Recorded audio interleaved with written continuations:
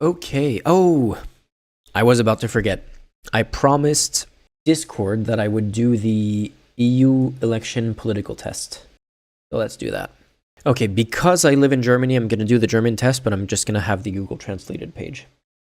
The EU should be allowed to raise its own taxes. I'm between agree and neutral.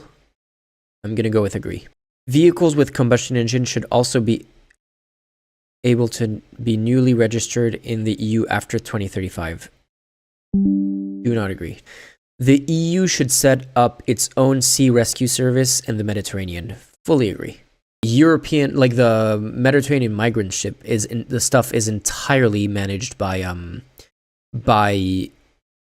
NGOs, and those NGOs constantly have to fight with EU governments in order to be allowed to do the rescuing. It's crazy.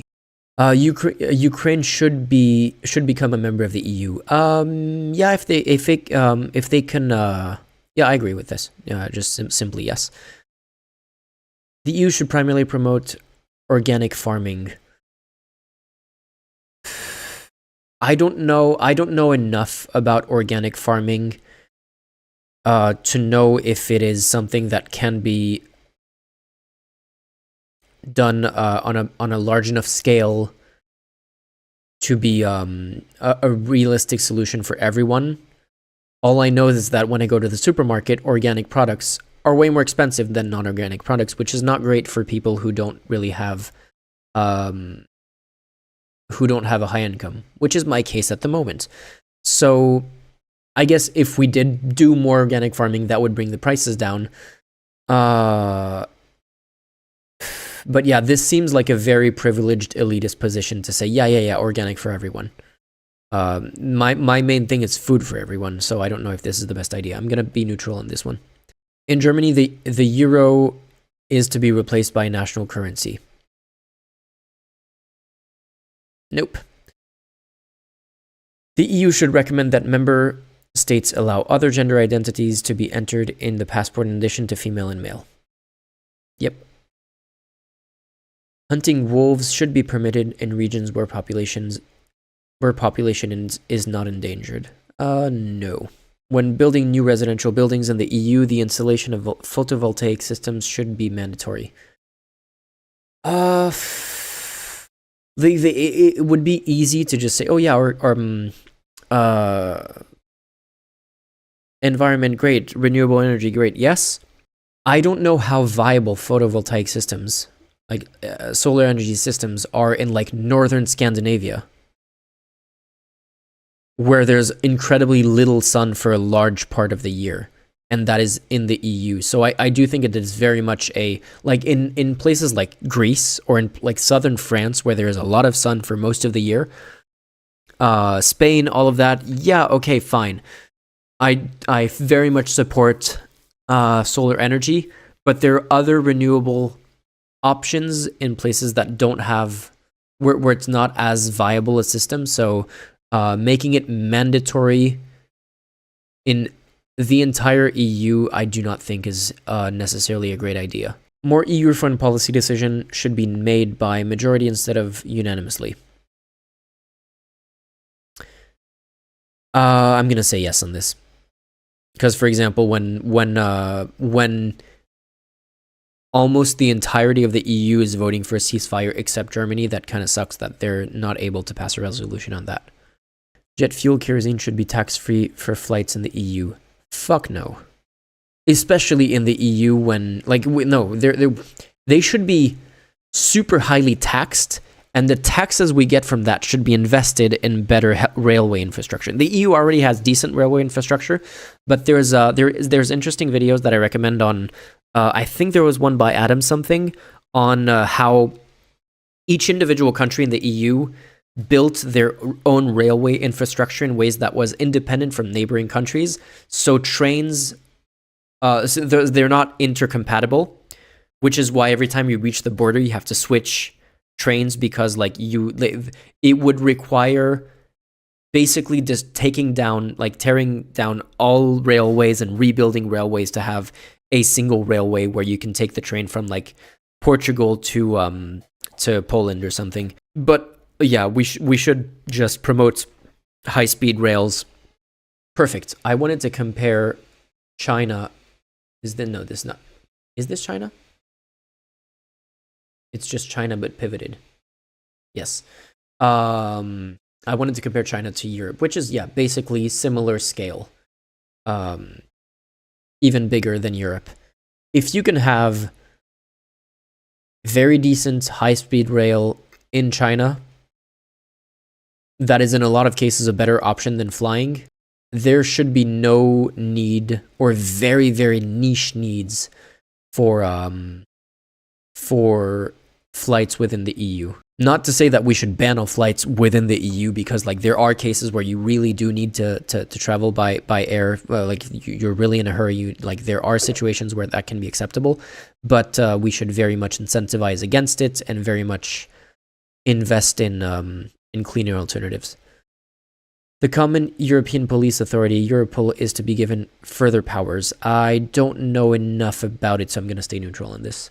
The EU should provide greater financial support for transnational multilingual public broadcasting services. Agreed. The EU should abandon the goal of becoming climate neutral. Do not agree. In the European Parliament elections, parties should continue to be able to freely decide how large the proportion of gender is on their lists. Yeah, I'm fine with this. Especially if you go into like more than like non-binary genders later on, like it's gonna get too messy. Like I'm like just choose your politicians on their qualifications, basically. The EU should set guidelines for the level of basic social security in the member states. Guidelines, yes. Yeah, I agree. Social network operators should be free to decide how they deal with disinformation on their platforms. No, I do think there should be regulations, especially with like if we were seeing social media networks being incredibly responsible, then I would say okay, maybe they've been doing well so far. But when you have like insane stuff like we're seeing on Twitter right now, no, I want that regulated because it's super dangerous for democracy.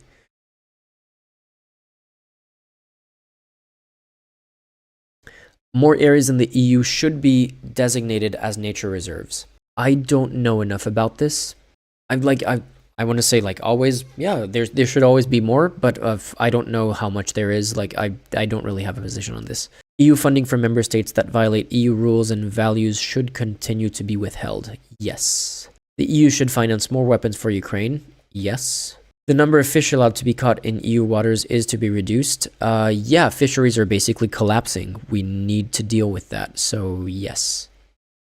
It's not just a matter of reduction, it's a matter of like there are smart management policies that have worked to restore fisheries that aren't just lowering it, but generally speaking, that is, like if you want to oversimplify it to that, then yes. The EU's import tariffs on Chinese electric cars are to be increased. I don't know. So electric cars are a whole mixed bag. Are they better than combustion cars? Yes. Overall, yes. Making an electric car is incredibly polluting when you make the car itself, but if the car lasts long enough to save up on the emissions that the internal combustion car would have made, then it becomes worth it. The thing is, when we think of electric cars as just being the replacement for internal combustion cars, I think it's just faulty logic, because better public transportation, to use cars less, is a much better solution than just replacing every internal combustion car with electric cars. There are plenty of people who don't work for who in public transportation, whether it's like local, like within a city. Usually, if you live in a city, you do not need to use a car in most large EU cities, and we should build more of that. If you're in the countryside and you still need a car, that is a completely valid situation. And electric cars for long travel can be a problem, especially because there aren't enough charging locations. Locally are a better option than internal combustion.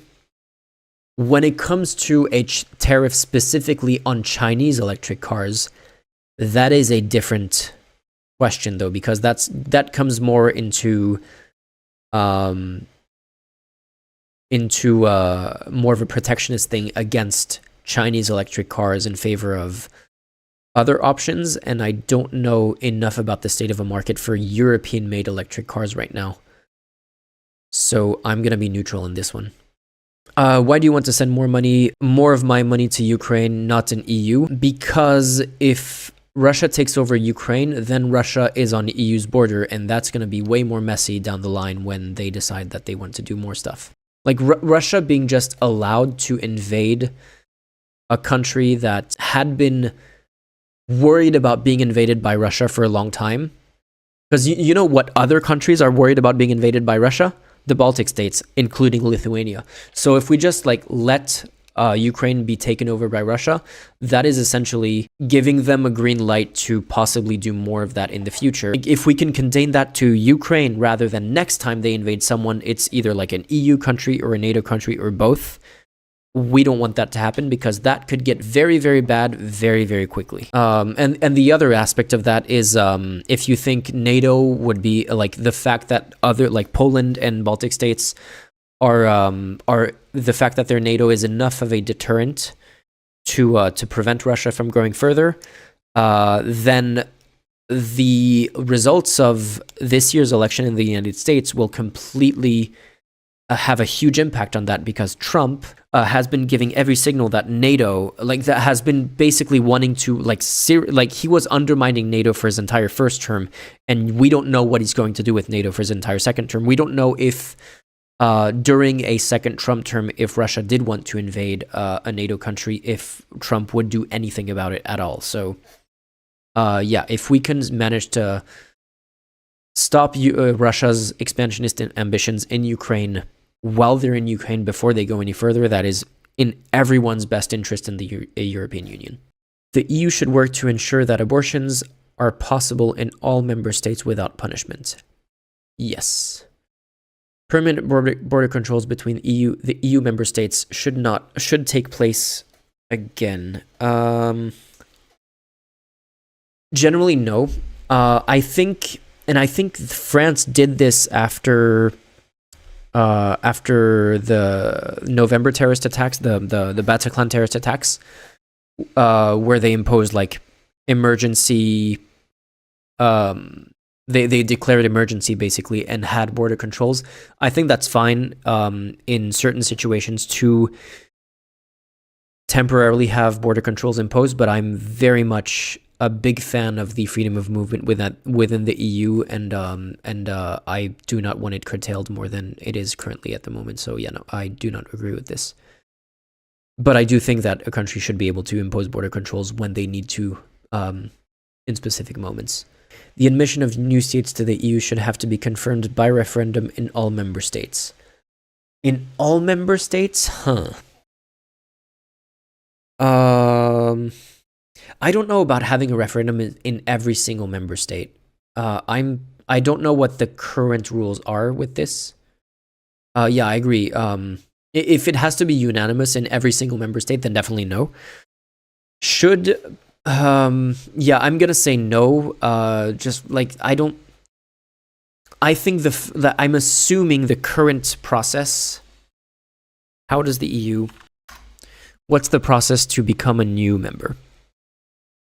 The Council decides whether to grant the country candidate status and begin formal negotiations to the Union. Okay, so there is a European Parliament vote, so yeah, no, I think that's fine. I think that's enough. Basically needs to go through a bunch of like EU Council, the Commission, the European Parliament, and a bunch of other things. There's an entire process here. I think there's enough say by individual countries if they're representative in the European Parliament vote. I don't think we should have every single country have a referendum. That would be insane. The EU should allow the cultivation of additional genetically modified plant varieties. Yeah, no, GMOs are mostly demonized.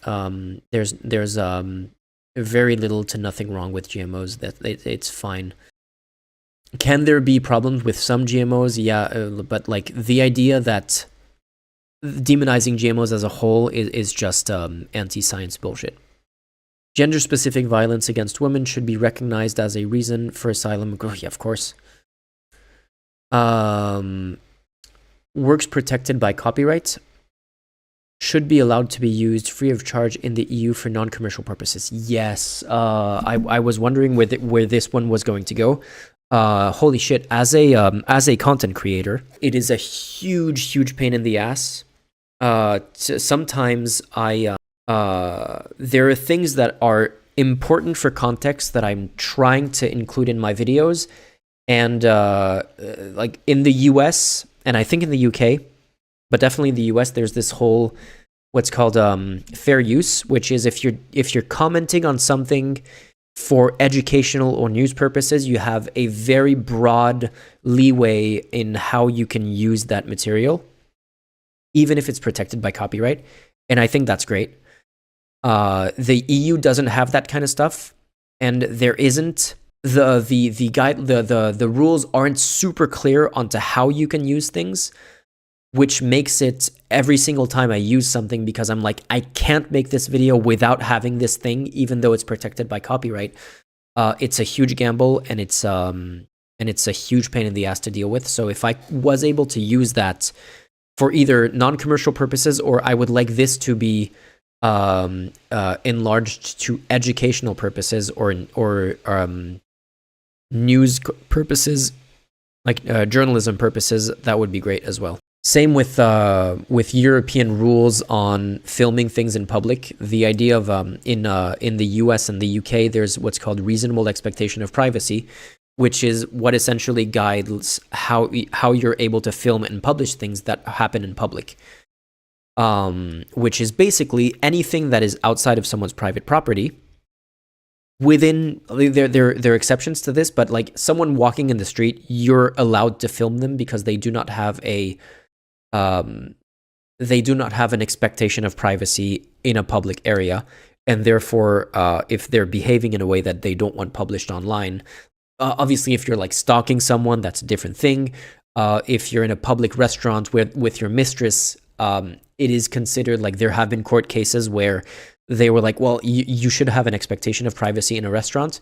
So those are the standard is like where you can reasonably expect to be left alone are places where you're not really supposed to be filmed.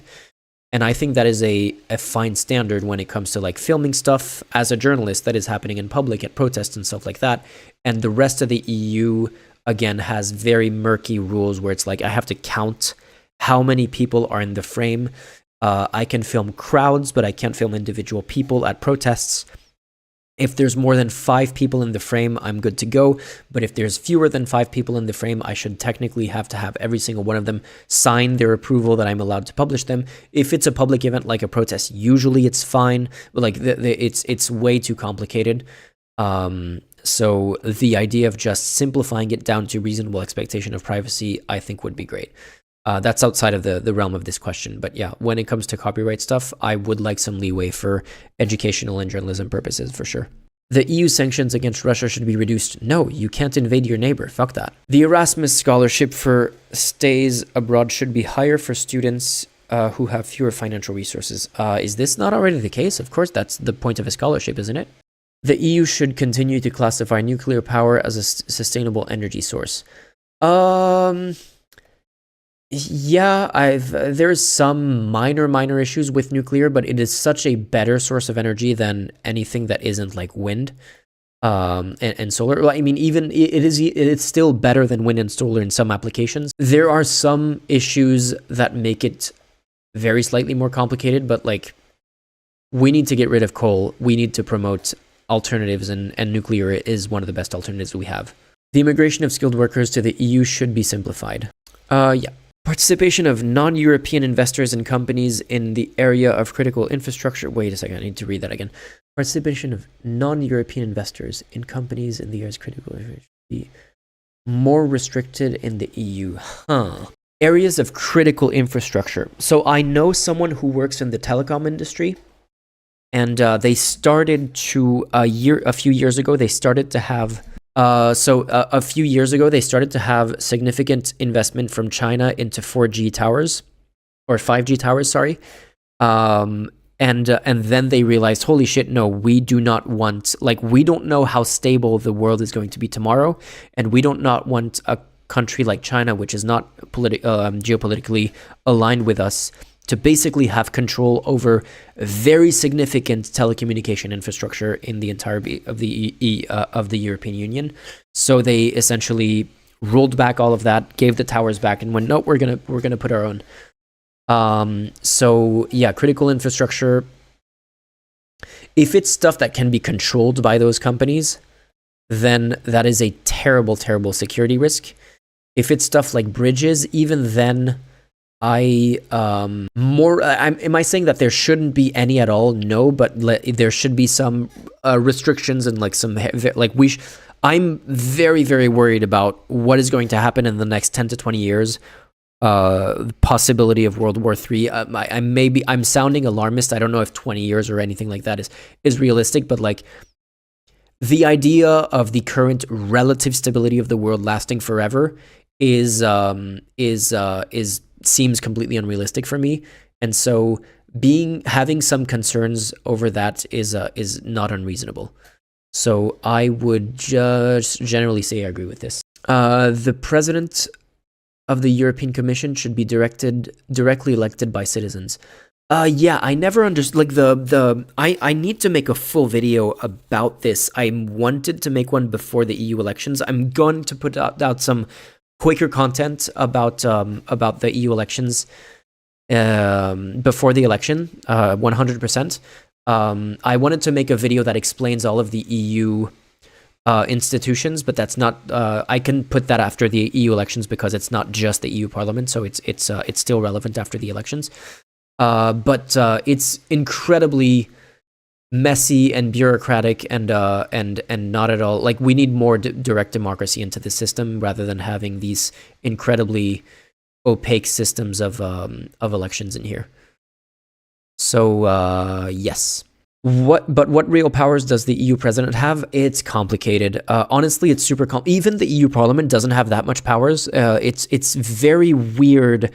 The EU Parliament does not work like a normal parliament, and none of the EU institutions work like normal national institutions. It is super, super weird and super complicated. So I need to. I'll make more content about that in the future for sure. And the EU companies should have to pay more for CO emissions. Yeah, this is basically a carbon tax. My partner is an economics major, and I hear all the time about how carbon tax are like on paper they sound fine, but in practice are not as good as they should be. My instinct would still be that they would be better than nothing. So I'm gonna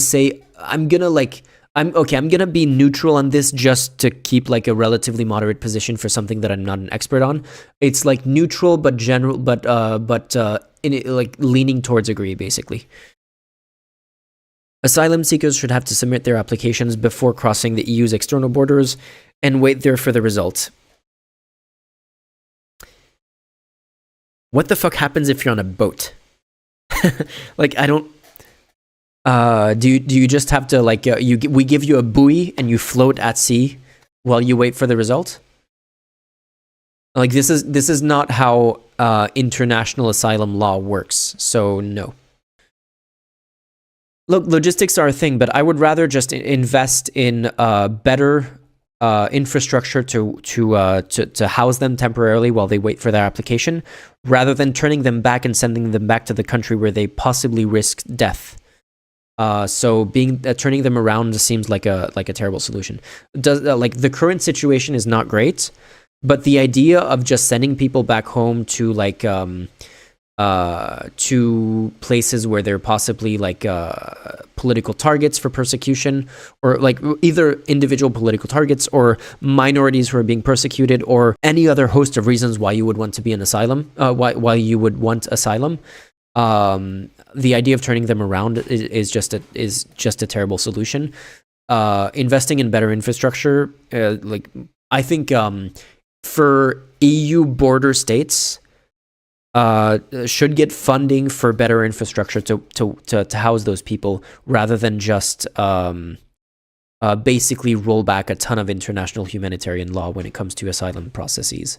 The EU should continue to invest in joint European arms projects. The EU shouldn't just rely on NATO or individual countries for their defense. I'm in favor of some level of EU joint defense budgets. The European Parliament should continue to play a central role in the EU. Yeah, of course. Okay, I'm gonna weigh this better. Can I weigh it more? How does this work? Okay. Can I choose? Can I just choose? How many of them can I choose here? I'm gonna say EU Parliament. Yeah, I would like more democracy always. Parliaments are good.